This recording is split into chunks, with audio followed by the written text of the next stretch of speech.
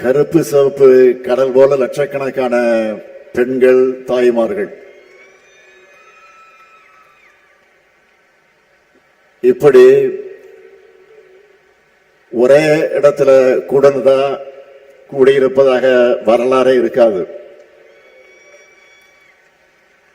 உங்களை பார்க்கவே ஒரு பவர்ஃபுல்லா இருக்கு. இப்போ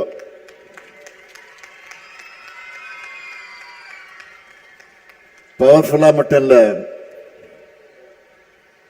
உமன் பவர்ல திமுக திரும்பவும் பவருக்கு வரப்போகிறது என்பது உறுதியாகியிருக்கு. உறுதியாயிடுச்சுல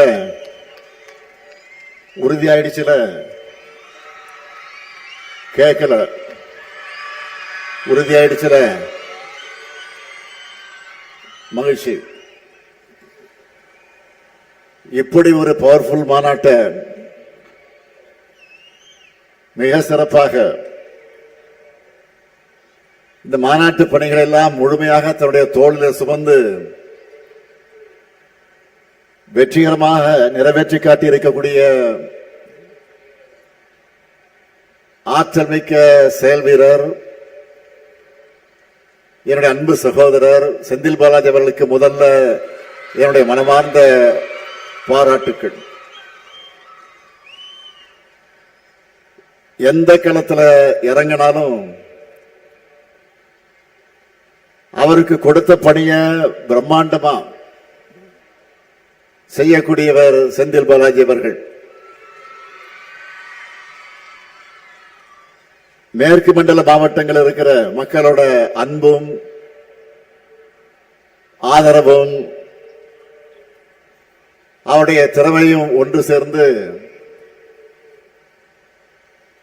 நம்முடைய எதிர்பார்ப்புகளை மட்டுமல்ல அதுக்கு மேல நிறைவேற்றி காட்டக்கூடியவர். அதேபோல் இந்த மாநாட்டுக்கு தலைமையேற்றிருக்கக்கூடிய கழகத்தின் துணை பொதுச் செயலாளர், நாடாளுமன்ற குழுவினுடைய தலைவர், என்னுடைய அன்பு தங்கை கனிமொழி அவர்களுக்கும் அவருக்கு துணையாக உடனிருக்கிற மகளிரணி நிர்வாகிகள் அனைவருக்கும் தலைமை கழகத்தின் சார்பில் என்னுடைய பாராட்டுக்களையும் வாழ்த்துக்களையும் நன்றியையும் நான் தெரிவித்துக் கொள்கிறேன். கனிமொழியை பொறுத்தவரை கவிஞர், பத்திரிகையாளர், மரபு கலைகள்ல ஆர்வம் கொண்டவர்னு பன்முக திறமை கொண்டவர். எப்பவுமே புன்னகை மாறாத முகத்தோடு இருப்பார். இப்ப பாருங்க, முகத்து பாருங்க.